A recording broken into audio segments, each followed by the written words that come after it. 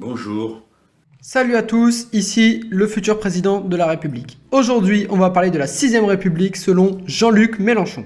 Ce Jean-Luc Mélenchon, s'il est élu, il proposera un référendum pour savoir si le peuple français souhaite passer à la 6ème République. Bon, si vous suivez un petit peu l'actualité de la politique, ça, normalement, vous êtes au courant. Il souhaite mettre fin à la monarchie présidentielle. Donc il propose, et je vais détailler dans la suite de cette vidéo, chacun des points que je vais énoncer maintenant.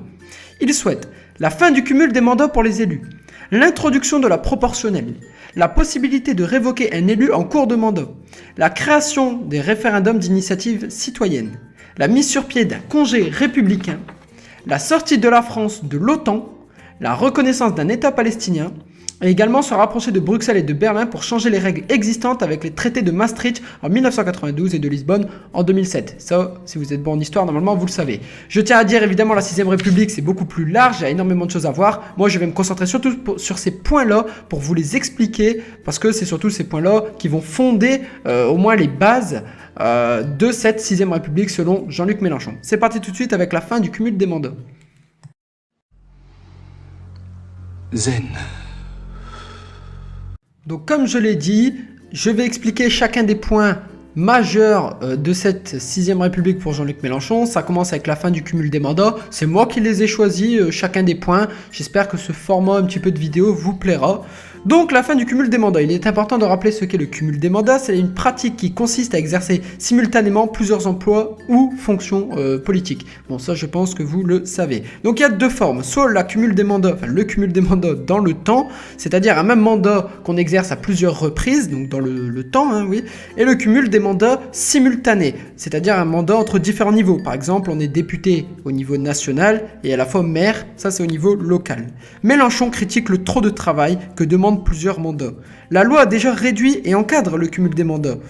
Par exemple, il est aujourd'hui impossible d'être à la fois parlementaire et également dans le même temps député européen. Voilà donc pour le premier point que défend Jean-Luc Mélenchon. C'est un débat qui revient très couramment dans la sphère politique.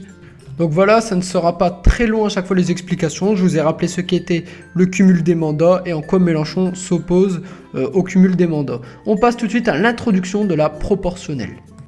Ce second point peut paraître un petit peu plus dur à expliquer, mais comme je sais que vous qui avez cliqué sur cette vidéo êtes déjà assez fan de politique et que vous êtes des phénomènes, je sais que ça sera plus facile pour moi de vous expliquer puisque vous avez déjà des connaissances, je suppose. Enfin bref, je vais faire de mon mieux tout de même. Donc l'introduction à la proportionnelle. Actuellement en France, c'est un mode de scrutin majoritaire, généralement sur 2 tours. C'est-à-dire que le parti ayant obtenu la majorité est avantagé à l'Assemblée notamment. Par exemple, prenons l'UMP, avant c'était l'UMP, elle gagne les élections et c'est-à-dire qu'à l'Assemblée maintenant, elle aura la majorité. C'est-à-dire que c'est plus facile de trouver un compromis, plus facile de faire passer les lois, plus facile de gouverner tout simplement. C'est comme ce qui se passe aux États-Unis, c'est pareil entre les républicains et les démocrates. C'est-à-dire que malheureusement les petits partis n'ont pas la parole ou très peu.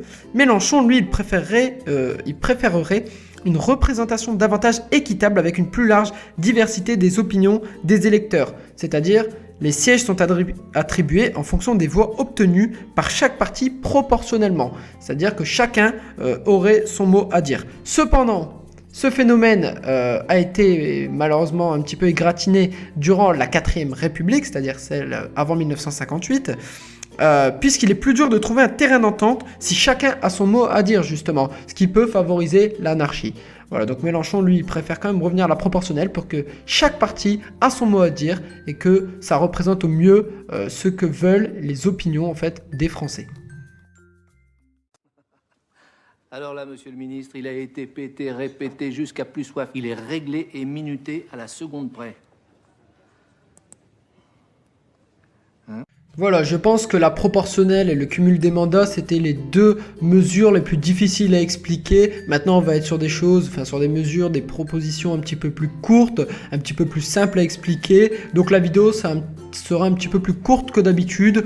Je pense que c'est peut-être mieux, par certains moments. L'autre vidéo sur Mélenchon durait plus de 20 minutes. J'espère qu'en tout cas ce format vous plaira également. La révocation des élus en cours de mandat, c'est la 3e proposition que j'ai choisie en ce qui concerne la 6ème République selon Jean-Luc Mélenchon. Donc c'est tout simplement rappeler que c'est un processus qui permet aux citoyens de mettre un terme au mandat d'un élu avant son terme légal. Par exemple, on lance une pétition qui doit atteindre un nombre minimal de signatures qui ouvre ensuite la voie à un référendum pour, après on vote oui ou non, pour stopper le mandat d'un élu.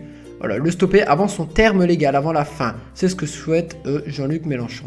On passe tout de suite au référendum d'initiative populaire. Je tiens juste à préciser, donc je n'explique pas en profondeur, j'explique avec des termes assez simples, je pense que c'est facile à comprendre, je me justifie un petit peu parce que c'est assez court, mais la révocation des élus en cours de mandat, c'est tout simplement que les citoyens peuvent choisir de stopper le mandat d'un élu avant la fin de celui-ci, s'ils sont mécontents du travail fait par cet homme, par cette femme peut-être, voilà. Une nouvelle fois, il n'y a pas grand chose à expliquer en ce qui concerne les référendums d'initiative populaire. Ça veut dire ce que ça veut dire, référendum, initiative populaire. C'est la possibilité donnée aux citoyens de proposer un vote du Parlement ou bien l'organisation d'un référendum pour l'adoption d'une nouvelle loi, l'abrogation d'une loi ou une modification de la Constitution. Il est organisé à l'initiative d'une partie des citoyens. Et Mélenchon aimerait faire plus souvent appel à ces référendums, et ça je pense que si vous suivez l'actualité politique et le programme des candidats à l'élection présidentielle, en ce qui concerne Jean-Luc Mélenchon, je pense que vous le saviez très certainement. Concernant le congé républicain, Mélenchon n'a pas trop explicité sur le sujet, il a tout simplement dit qu'il souhaitait une diversification du profil des élus. Voilà, c'est la seule chose que je peux vous dire, je n'ai pas d'autres informations, on passe tout de suite à la sortie de la France de l'OTAN.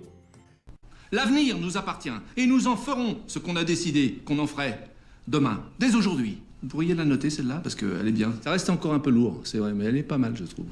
Jean-Luc Mélenchon souhaiterait donc une sortie de la France de l'OTAN. Alors qu'est-ce que l'OTAN ?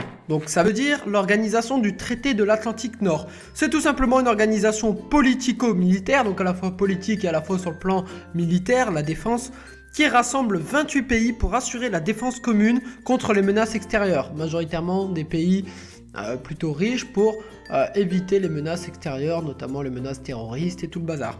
Mélenchon, lui, il est plutôt favorable à une armée citoyenne. Le budget consacré à la défense, pour lui, doit être stabilisé. C'est tout ce que j'avais à dire sur ce point-là. Il propose une sortie de l'OTAN, mais également Mélenchon propose ses alternatives pour lutter efficacement contre les menaces extérieures. La reconnaissance d'un État palestinien. Je ne vais pas m'engouffrer dans le débat Israël-Palestine, je ne pense pas avoir les compétences et le savoir nécessaires afin de dire certaines choses, et je n'ai pas envie d'ailleurs de dire certaines inepties, certaines bêtises.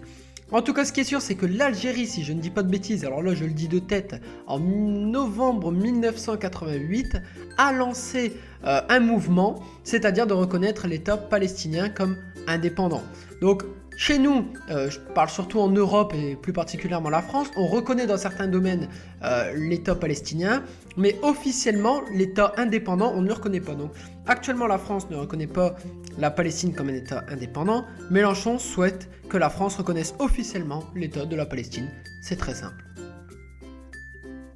Cette dernière partie est assez complexe, alors si vous êtes vraiment très intéressé par le sujet, je ne peux que vous inviter à faire une petite recherche Wikipédia sur les traités de Maastricht de 1992 et de Lisbonne de 2007. Mais ce qu'il faut surtout retenir à propos de l'Union Européenne et de Jean-Luc Mélenchon, c'est qu'il veut être le candidat de la sortie des traités, justement.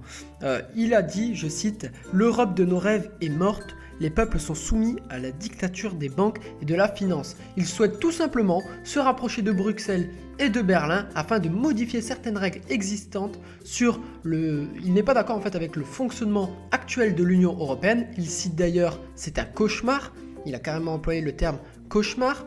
Il souhaite également que la France redore son blason, parce que la France actuelle a perdu du crédit au sein de l'Union européenne. Il souhaite replacer la France au cœur du projet de l'Union européenne. Oula! Méfiez-vous quand même avec ces zouaves, hein. C'est poli par devant et c'est par derrière qui vous entube. En tout cas, moi j'espère qu'une nouvelle fois cette vidéo vous aura plu. N'hésitez pas à m'encourager un maximum avec un pouce bleu, un commentaire constructif pour participer au débat, ou même n'hésite surtout pas à t'abonner pour voir toutes mes futures vidéos. Salut à tous!